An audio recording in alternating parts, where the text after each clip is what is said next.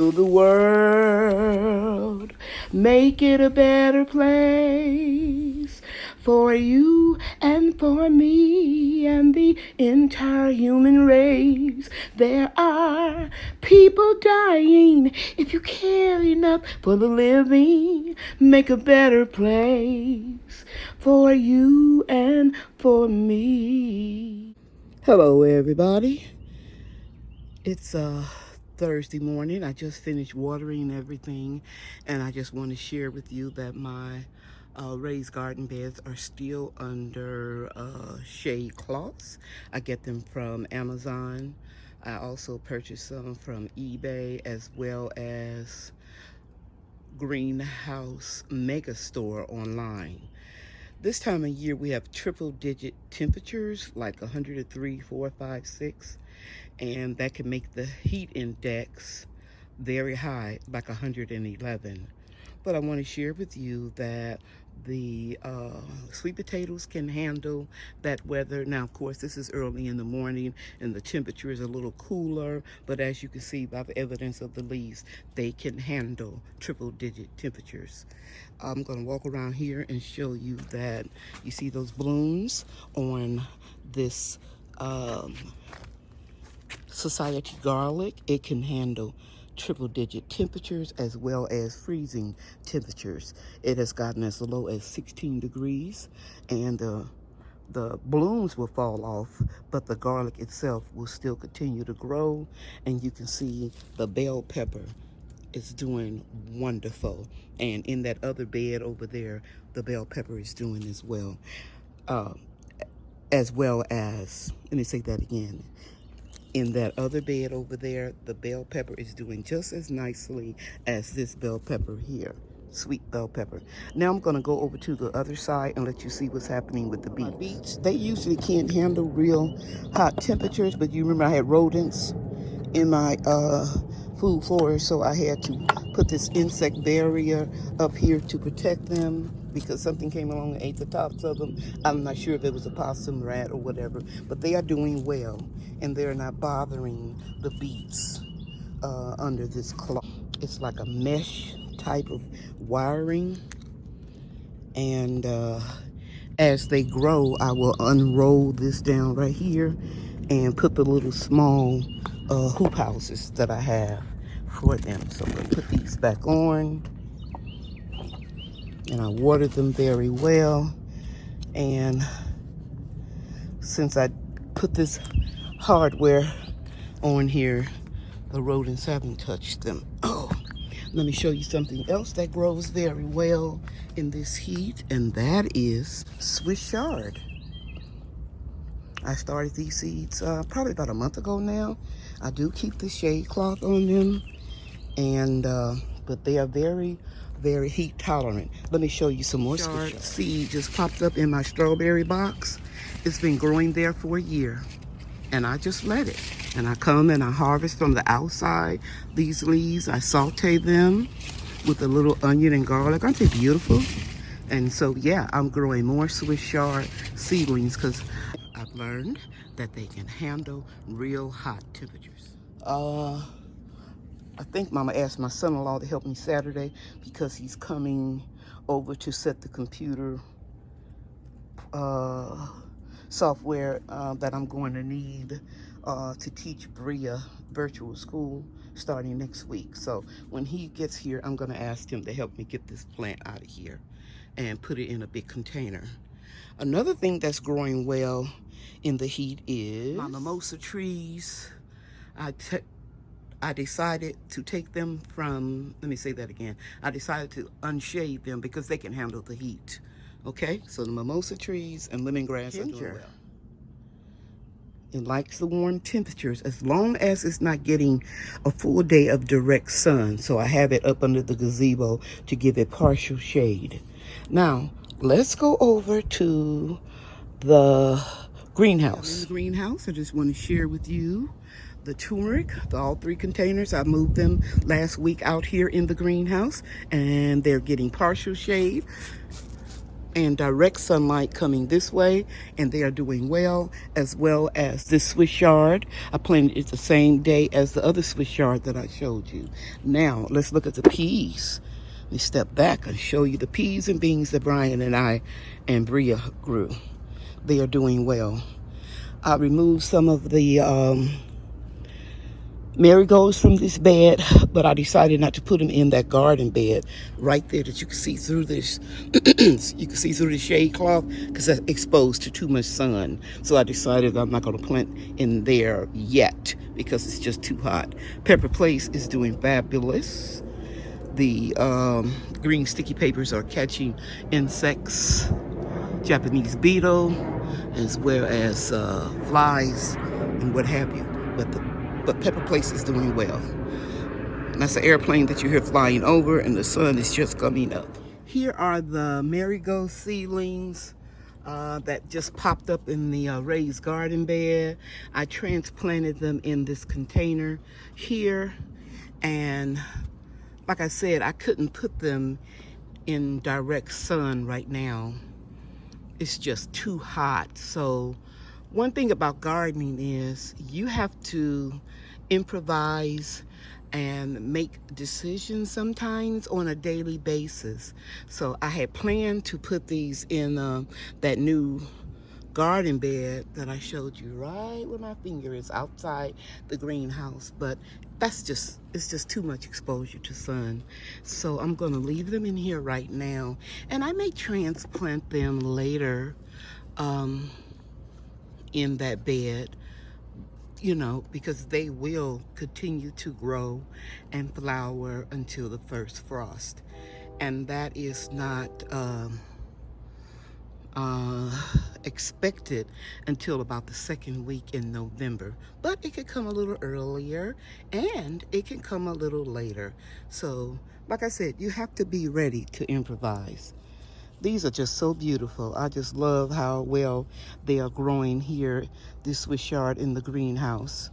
And I got to really look back at my journal. I may have planted these seeds in here a little longer than a month. Because now that I'm looking at the growth, it looks like it's probably about 6 weeks of new growth. So, yeah, but one thing for sure, they will continue to grow all winter long. And I may not be able to have lettuce. And there are some varieties of lettuce I can grow in the winter, like arugula, but I'm not really that fond of it. I prefer to have kale and Swiss chard as my leaves in my salad. There is a flower that grows very well in the heat in North Texas, and I'm very happy that even with temperatures over 105 degrees, I'm still able to look at the beauty of the zinnias and, of course, the Mexican petunias that I shared with you the other day. They grow very, very well as well. I don't think I mentioned the okra. I love to look at the blooms of the okra. They're in the same family as hibiscus. Very beautiful flowers. And they grow very well. They being the okra will grow very well. I'm just looking to see, make sure I did. Yep, I missed one. So sometimes you have to go over it because I gathered the okra this morning, but sometimes you have to go back and look again and make sure you didn't miss anything. But yeah, the okra is growing very well. This will be tall enough, and this one, and this one. It grows so fast that I will be harvesting those 3 that I just showed you tomorrow. And sometimes you have to come out here and harvest twice a day when the okra really takes off. But I won't be doing that because it's just too hot out here. In fact, I need to go in now. And this is the one that I'm still growing for seed right here. That pod would be enough okra for next year. My muscadines are growing very well. Some of them I'm looking up under the netting, and a few of them are ripe. Let me see if I can get that one.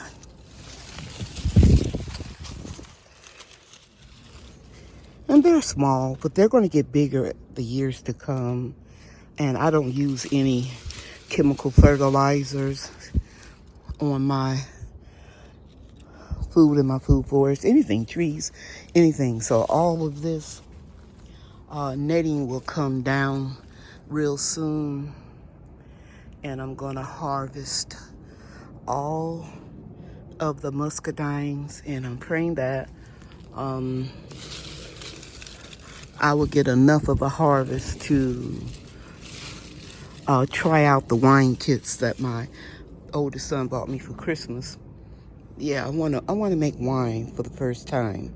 If I don't get enough grapes this year, then I will make some jam or jelly.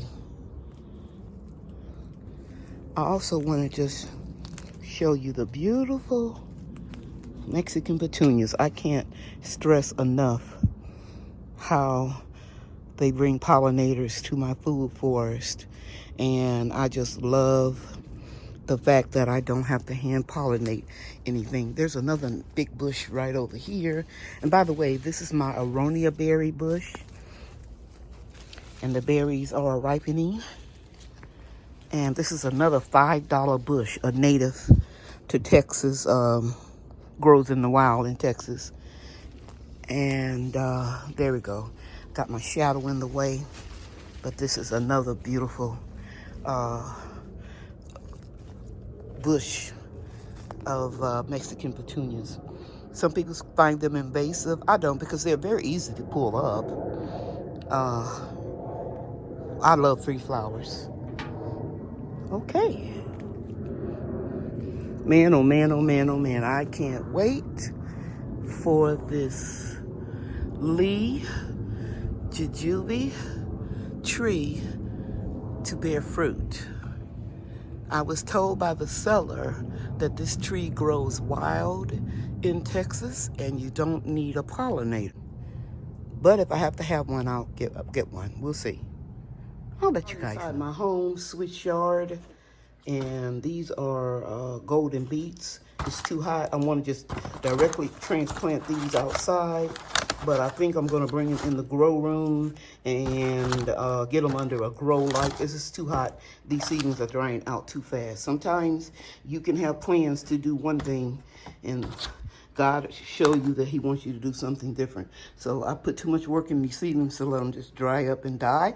So I'm bringing them in the grow room. Okay, so I'm going to take the next hour or so, and I'm going to pot up all of the Swiss yard like I did here. You see I have what was in one of this right here, this 6-pack sale. I transplanted it into the double cup system.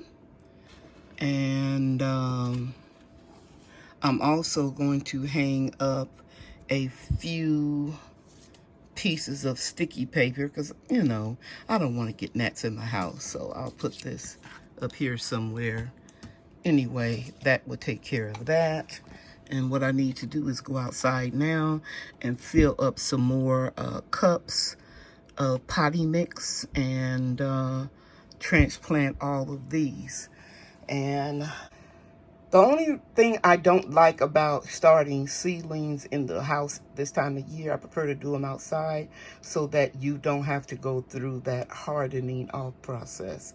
And for those of you that are new to gardening, and I have a lot of new subscribers that are new to gardening, I want you to know that you can't just take these plants out from under the grow lights like you see here, here, here, and up there. You can't just take these plants and put them out in full sun. To do that will put them into shock and they will die. So you have to slowly harden them off. That's the term used to acclimate them to an outside environment. When you harden them off, you've got to give them a little sunlight at a time, as I said, so they don't go into shock. So that's what I was trying to avoid by shading the plants outside with 50% shade cloth. You don't have to acclimate them, okay? So every day when I first start taking these back outside, which will be for a couple weeks because we're supposed to have really hot temperatures, I would bring them outside only for the first day for 15 minutes, then the next day 30 minutes, 15-minute increments until they're able to stand the heat in the sun all day long. Okay? I hope I taught you something you could use or refreshed your memory. Okay. I brought all of my seedlings that I potted up into these solo cups, double cup situation, so that I can water them from the bottom. I decided to bring them in the house. Like I said earlier, you can plan to do one thing, but the weather can change and God gives you sense to do another thing. These are drying out too fast and I'm not going to let my seedlings die. I put too much work in them. As you can see here, they've gotten their second set of leaves. They're doing very well. And so I brought them and put them under these fluorescent lights that I use as grow lights. And at the back of there, let me show you, there is another set of these grow lights that are full spectrum. And I have another row of seedlings up here. In fact, I have a lot of stands, a lot of grow lights. But now that it's so hot outside, and you can see it putting on the second set of leaves there. But, and this is what? The Jamaican red mustard. That's why it looks a little funny in color. And here's some tomato plants. This is the brandy wine. And you can see more leaves coming on. I got a couple mortgage lifters. For those of you that are wondering, wow, these are real small and it's going to be cold soon. Please don't worry about it. I'm going to put these in the grow house and they will have heat because I got a new cover that's going over them. And over here we've got more mustards and collards and turnips up there. Okay, let me bend that down so you can see. So I didn't plan on bringing these in the grow room because it's so cold in here. But I'm going to, it's cold because of the air conditioner. But because it is so hot outside and the air conditioner is constantly going, it's not going to be too cold. Now, to mimic the wind, I have right over here sitting on top of this little shoebox is a fan. And let me oscillate it so you can see that it's moving and it'll mimic the wind outside. Because when you have seedlings growing in the inside just under a grow light, please keep in mind that they will be a little weaker because the wind toughens them up. So you can mimic the wind with a fan. And then I'll put a couple more boxes here and raise it up so it can hit on this row up here, or I may just go get another fan and put it here. But anyway, you do what you have to do.